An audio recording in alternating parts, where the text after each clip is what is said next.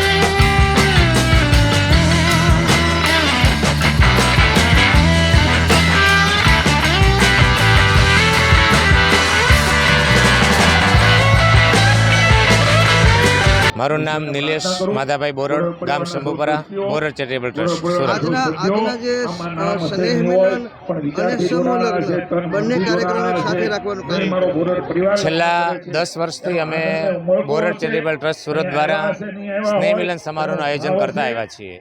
પણ છેલ્લા 6 વર્ષથી અમારા સમાજની અંદર જરૂરિયાતમંદ વ્યક્તિઓ એમને આ મોંઘવારીના સમયની અંદર લગ્ન કરવા ઘરે પરવડે એમ ન હોય તો એવા સમયે અમારા સમાજના દાતાશ્રીઓ એવો વિચાર કર્યો કે આ પરિવારના સભ્યો સારી રીતે આપણા નેજા હેઠળ લગ્નનું આયોજન કરી શકે એ હેતુસર અમે છેલ્લા 6 વર્ષથી સમૂહ લગ્નનું આયોજન કરતા આવ્યા છીએ અને ખૂબ સરસ મજાનું સુંદર આયોજન થઈ રહ્યું છે અને સમાજના વ્યક્તિઓ આ કાર્યક્રમની અંદર ખૂબ સારી રીતે જોડાઈ રહ્યા છે। ઘુઘરિયાની વેલડી આમ તો અમે ખૂબ લાંબા સમયથી કાઠિયાવાડની સાથે જોડાયેલા। મૂળ કાઠિયાવાડી એટલે લગ્ન સમાજની અંદર જે જુદી પ્રવૃત્તિઓ થતી એમાં વરરાજાને લઈ જવા માટે જે વેલડું ઉપયોગમાં લેવાતું એ સંદર્ભે મેં ઘુઘરિયાની વેલડી એવું આ નેજા હેઠળ આ સમૂહ લગ્નનું આયોજન કર્યું છે। આજે જે શિક્ષણનો ઇનામ વિતરણનો કાર્યક્રમ હતો, રક્તદાન કેમ્પ પણ આયોજન છેલ્લા ઘણા વર્ષોથી બોરડ ચેરિટેબલ ટ્રસ્ટ ઘણી જુદી સામાજિક પ્રવૃત્તિઓ કરતું આવ્યું છે, પણ આ પ્રવૃત્તિઓની અંદર અમારા સમાજના જે જરૂરિયાતમંદ વ્યક્તિઓ છે એમને આર્થિક રીતે સહયોગ પૂરો પડે। કોરોનાના કપરા સમયની અંદર ચેરિટેબલ ટ્રસ્ટે ખૂબ સારી એવી પ્રવૃત્તિઓ કરી છે।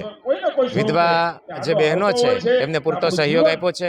આ ઉપરાંત અમારા સમાજના જે તેજસ્વી બાળકો છે એ બાળકો કંઈક પ્રોત્સાહિત થાય અને એમને કંઈક એવું લાગે કે અમે પણ સમાજ માટે કંઈક કરીએ, આ હેતુસર અમે બાળકો માટે ઇનામ પ્રોત્સાહિત કરીએ છીએ અને આ ઉપરાંત ઘણા બધી સામાજિક સેવાકીય પ્રવૃત્તિઓ કરી રહ્યા છીએ।